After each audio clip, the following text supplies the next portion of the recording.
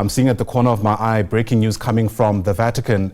We're seeing more smoke billowing from the Sistine Chapel. That's where the cardinals of the Catholic Church are still voting for a new pope. And I'm sure by now you are aware of the signals. Black smoke indicating that the most recent vote has been inconclusive. This is the second time that we are seeing this outcome coming out of Rome, where 135 cardinals from around the world have gathered to elect a successor to Pope Francis.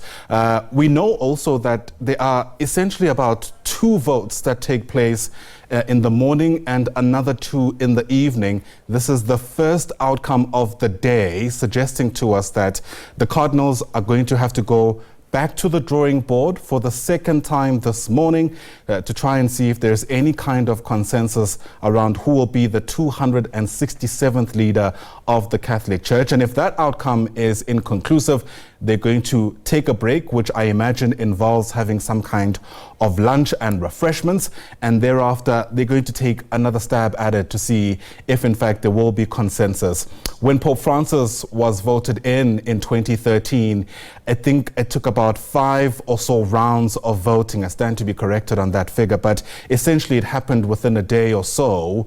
We're told the longest time that it's taken the leaders of the Catholic Church to vote for essentially the Archbishop of Rome is about 3 years. So it's quite a range insofar as just how long we'll have to dip in to the Vatican to see the kind of visuals that you're seeing now. It could span anything from a day to, we're told, the longest so far on record, 3 years. But it comes as no surprise that still you have people who are seeing on your screen there who are gathering at the Vatican at each of these opportune moments to witness firsthand history unfold. I mean, for believers and others, this is certainly a moment worth watching, given just even how mystical the entire process is. I mean, to this day, we actually have no idea how all of this unfolds inside the Sistine Chapel. All we have been able to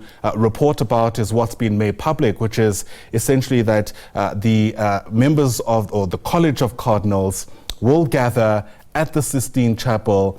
And in fact, what they have to do is contemplate who they reckon will be the future of, or who will lead the Catholic Church over the next couple of possibly years.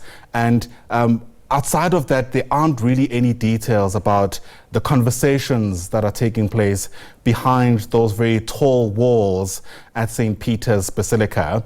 Yesterday, we waited longer than expected, by the way, to get some kind of outcome. Initially, we were told to anticipate black or white smoke at around 7 p.m. South African time. But if you were keeping up with the story, you would have seen that even as late as 9 p.m., there was still no outcome. And just after 9 o'clock, when people were least expecting it, I suppose, we certainly had the outcome that was anticipated, which is the fact that there will be, or rather there has been no conclusive vote on who will be the leader of the Catholic Church. It's been fascinating watching this very closely choreographed process unfold. It's been like this for centuries, we're told. And in fact, many people are suggesting this is why the process itself has continued to be in many ways for believers relatively sacred. It's been a very tightly run process, and that in many ways, I suppose people believe, has maintained its integrity in one way or the other. Currently, the Church is without a pope, and if we dip into the Latin, we're told it's in a certe vacante, a state which means that the seat of St. Peter is vacant. And according to, I suppose, the traditions of the Catholic Church, the Camerlengo will be responsible until a new pope is elected for overseeing just the administration of the Vatican during this time, and of course managing this transition. And a simple explanation of this, I suppose, also helps keep you up to date with the fact that as the College of Cardinals meets, it doesn't mean that the business of the Church is at a standstill.